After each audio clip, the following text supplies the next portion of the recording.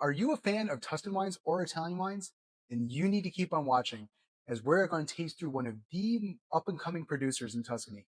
Tenuta Di Carleone is a new producer, started in 2012 with an Austrian couple that fell in love with Radda-in-Chianti. And they're working with an English winemaker by the name of Sean O'Callahan. And they're really focusing on organics and making the most pure Sangiovese they can find. We're going to start off with something different. You don't normally see that much rosé coming from Tuscany. And one of the things they want is you think about warm summer Tuscan nights with a bit of rosé, 100% Sangiovese. So I can't wait to try this. Really lovely. It hits all the notes you want from rosé, but with like a little extra depth. This lovely berry fruit, watermelon citrus, bit of rose petals, really fresh, really vibrant. Again, this is just making me think about summer. So I pulled this right out of the fridge. And I think it could probably benefit from being a little warmer, a little thin on the palate, but that acid really cuts. But really, this is meant to be a quaffer. So nothing too serious. But um, it's a little simple, unfortunately. But I know this isn't what they specialize in. So we're going to move on to the next one. Wine 2 is the Il Randaggio. This is their Super Tuscan. But instead of using Cabernet Sauvignon, Sangiovese, Merlot, actually what they're doing is going Bordeaux blend on this. How cool is that? Cabernet Franc and Merlot. So this poured this really lovely ruby color. Young wine, 2022, with it being screw cap. I'm imagining this is just meant to be more drunk now. Can smell it from here, which is a good thing. And let's give it a taste. Lovely. There's that sort of leafiness that you want from Cabernet Franc, but it's not too herbal or leafy. Nice dark red fruits, nice dark red cherry, dark red berries. Really, you know, it's got that sort of like oomph behind it, but without like pushing at you too hard. Time for the taste. That's a winner. Young, the tannins and the acid, like the structure is there.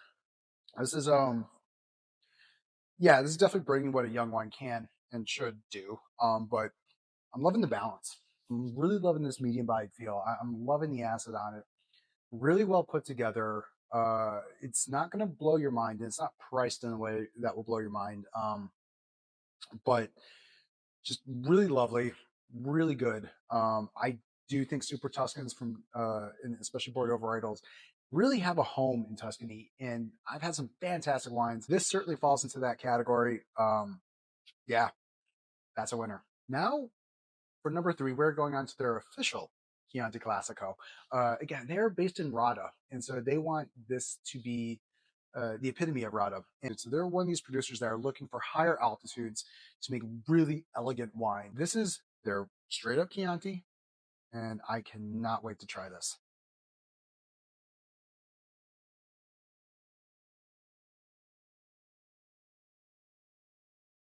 First 2 wines were the warm up. This is usually around 35, maybe $40. This is wow. This is really being everything you want from Chianti.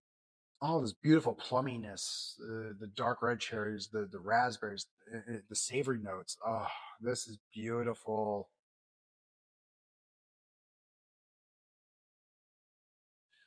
That's a winner.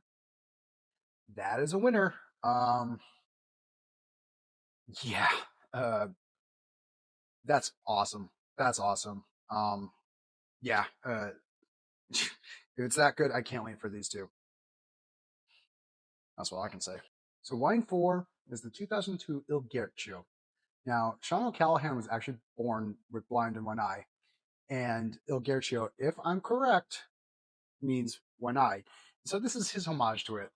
This is a barrel selection and a site selection, all from higher altitudes. Um, and this is coming from more clay soils, and they're using nothing but organics and a lot of concrete eggs and stainless steel. So they are really aiming for purity. Again, site specific from some of their best sites. I am looking forward to this. Now, the whole point of this is a special barrel or several.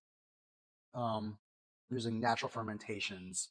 Uh, 2022, a little early for Chianti or Reserva qualifications, but they think it's that good and they want us to drink it. This is one of the higher priced wines in their lineup, and this is one of the special wines in their lineup. So I really can't wait to try it. Yeah, um, that is Sangiovese. Um, just savory, beautiful, lengthy, silky, refined. A lot of dark red fruits, really beautiful.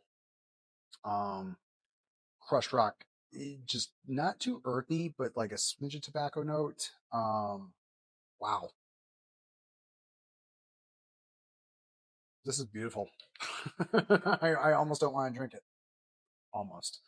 Let's give this a try. That's a serious wine. Uh, the structure is really upped up a notch.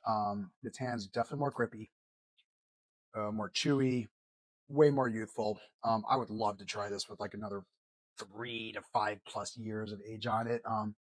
Let all those like rough edges smooth out. But holy cow, the layering on the palate. That's why I wanted to do this tasting. That's one of the reasons why I wanted to do this tasting. But hype achieved, living up to it. Yeah, that's really cool stuff. Now our final wine is their piece de resistance. This is the 2021 Uno.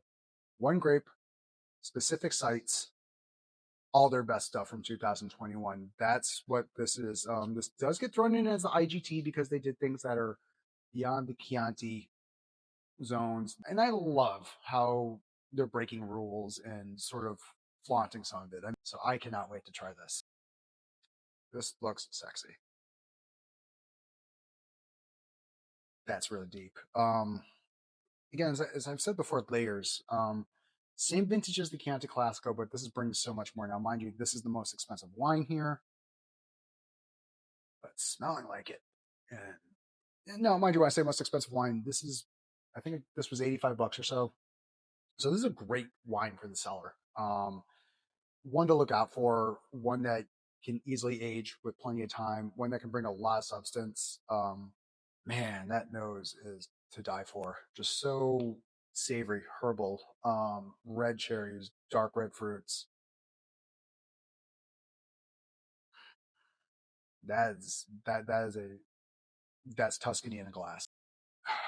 It's just developing so much, even in the glass. There's this potpourri, heady perfumes. Wow, I cannot wait to taste this. We're ending with a banger. That's awesome. I could see this getting really culty. That's beautiful, just beautiful. Young, totally young. I mean, this needs age.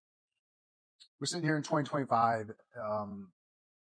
You catch this in 2031 when it hits year 10. I think this could be something absolutely spectacular. It is really good right now and totally worth trying. It, this was basically a pop and pour probably about an hour ago. So, if it's showing like this now, imagine what it'll do with age, or imagine if you give it like if you can't. I don't know. It's pretty awesome. It's pretty awesome. And what a way to end this tasting. And I hope you guys all enjoyed. Seriously, look out for these wines. And so my question for you guys is like, do you enjoy Tuscan wines? What are some of your favorite Tuscan wines? Be sure to let me know below. Be sure to hit that like button and absolutely be sure to hit that subscribe button. I'll see you on the next one. Cheers.